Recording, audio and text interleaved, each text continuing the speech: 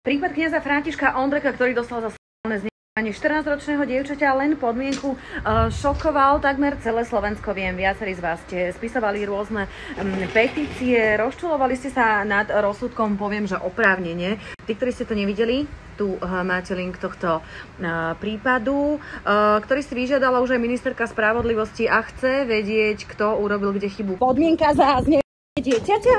Prečo utekáte teraz? Sa rozhodla prehovoriť obeť kvôli vám, aby ste vedeli, čo sa stalo a aby ste pomohli aj ďalším obetiam, lebo nie je jediná. Spoznali sme sa vlastne v mojej triede, keďže on prišiel na našu školu ako môj učiteľ náboženstva. A vlastne mal ma na birmovke, takže tým pádom sme sa stretávali na omšiach každý týždeň v piatok.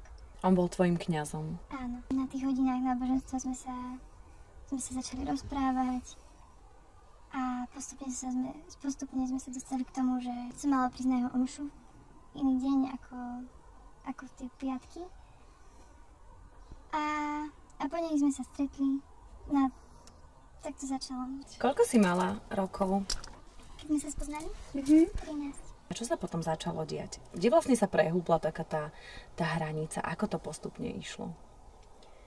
My sme sa začali stretávať takým štýlom, že sme sa chodili prevážať na jeho aute.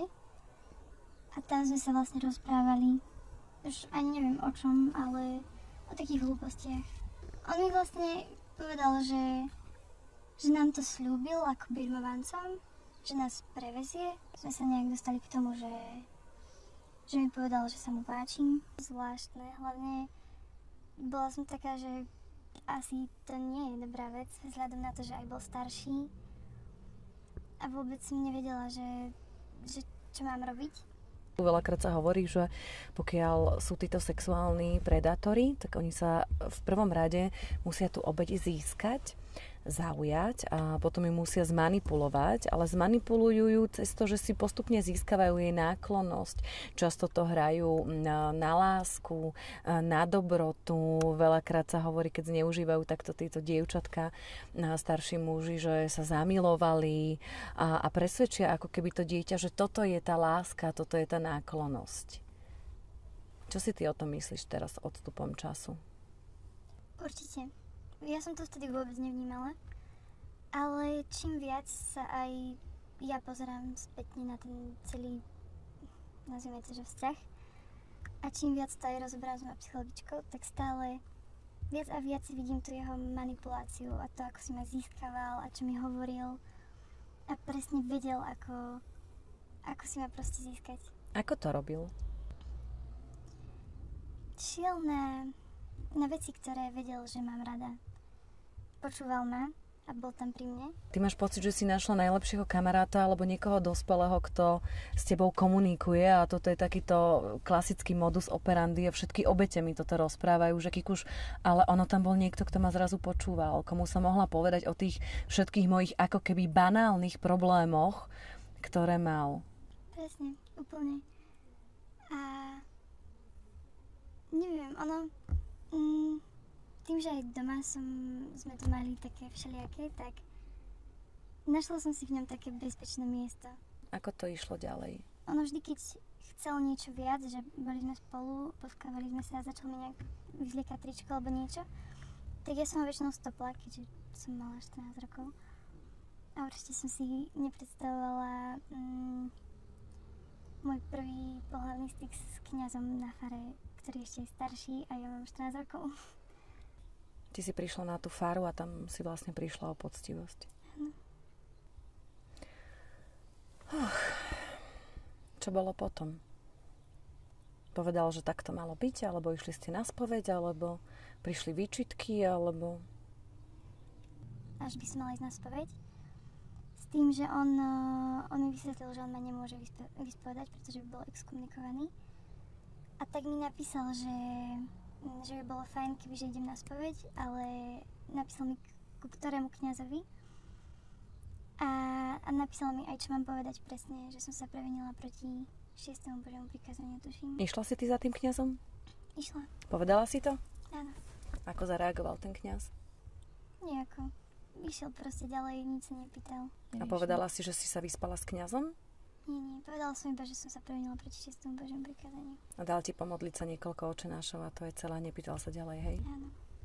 Ono veľmi často sa stáva, ako s čím aj ja som sa stretla, že mi obete rozprávajú, že keď sa teda vyspia s kňazom, tak väčšinou to prebehne tak, že príde k tomu samotnému aktu a potom oni ako keby dostali výčitky a posielajú tie obete na spoveď, ale vždy sa presne vie, ku ktorému kňazovi ide a dve obete, ktoré mali boli teraz zneužívané kňazmi, tak mi presne povedali, že Kiku, že vždy ma poslali k tomu a k tomu kňazovi a oni ako keby, že držali spolu tí kňazi, ktorí vedia o sebe, že robia takéto veci, čiže tam sa môžeš vyspovedať, on mu dá rozrešenie, všetko je v poriadku a pokračovalo sa ďalej, že sa to ako keby neprevalilo. On ti ale aj posielal rôzne videá a fotografie pornografické, ako som ich ukázala. A pre mňa bolo dosť hrôzostrašné inak vidieť kňaza, ktorý si fotí na fare svoj nahý penis, ktorý masturbuje a vyvrcholí a toto posiela dieťaťu, ako masturbuje na fare a tie videá boli veľmi, veľmi ne? No on mi potom vysvetlil neskôr, že on si myslí, že keď sa stretneme, tak to je zlé, ale ako náhle mu pošlem ja fotky, alebo on mne, takže to už nie je až také zlé. Že to je menší hriech. Áno. Tebe to asi zmenilo život dosť. Veľmi. Ja tým, že mám z toho posttraumatickú stresovú poruchu, tak celý život sa zmenil môj. Čiže tak, ale ja vôbec nechápem postoj cirkvi, pretože myslím si, že v každom z nás, každý chceme, aby predsa sme sa v tej cirkvi cítili proste dobre, aby sme sa nebali vychovávať tam deti a proste nebali sa kňazov, že nám ich proste budú zneužívať. A myslím si, že by sme sa nemali, ísť proste proti sebe ako rivali, ale práve že naopak, že myslím si, že tá cirkev môže tie médiá tak dobre využiť. Je aj veľmi veľa dobrých kňazov, určite ich poznáme aj ty a ja a veľmi veľa dobrých kňazov nám aj pomáha, aj s nami teda komunikuje, ale je tam stále takých kňazov, je tam stále taká vetva, ktorá to tají. Mne príde, že aj v tej cirkvi sú ako keby také dve skupiny. Jedna je taká, kde je ten pápež František, ktorý hovorí, že očistíte cirkev od týchto predátorov, začnite hovoriť otvorene, prestaňte klamať ľudí, prestaňte to ututlávať a médiá nie sú nepriateľ, pokiaľ robia tú robotu, že vlastne poukazujú na to, čo sa deje.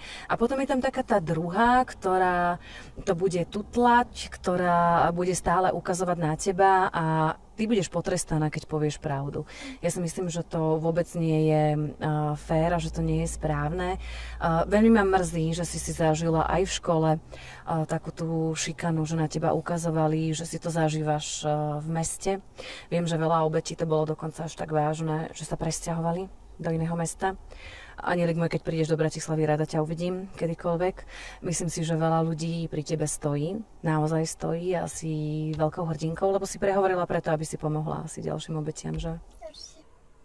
Hlavný môj cieľ, prečo to robím, že kebyže o tom všetky začneme hovoriť a začneme naozaj proste tlačiť na to, že aby si ľudia uvedomili, o čom to je, takže že by snáď už sa to zlepšilo, celá tá situácia. Aký máš sen do budúcnosti? Ísť na výšku? Áno. Na akú? Buď na policajnú alebo na psychológiu. Chcem pomáhať ďalej. Ty úžasná bytosť. Pre mňa si veľmi veľká hrdinka. Veľmi ťa mám rada.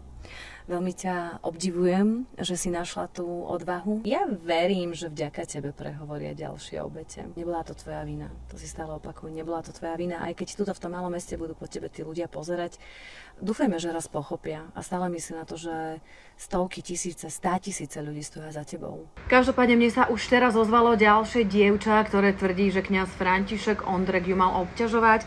Keď na to však upozorňovala, nikto jej neveril a zašlo to až tak ďaleko po tom, čo mala z toho traumy, že radšej, keďže bola cudzinka, odišla zo Slovenska. To budeme sledovať, lebo už o pár týždňov na súd v Dolnom Kubíne príde ďalší kňaz za sexuálne zneužívanie 12-ročného. Ďakujem, že ma sledujte aj naďalej, lebo sa rozprávame o vážnych témach, o ktorých je dôležité hovoriť. A obete hovoria pre vás, aby ste si to vypočuli.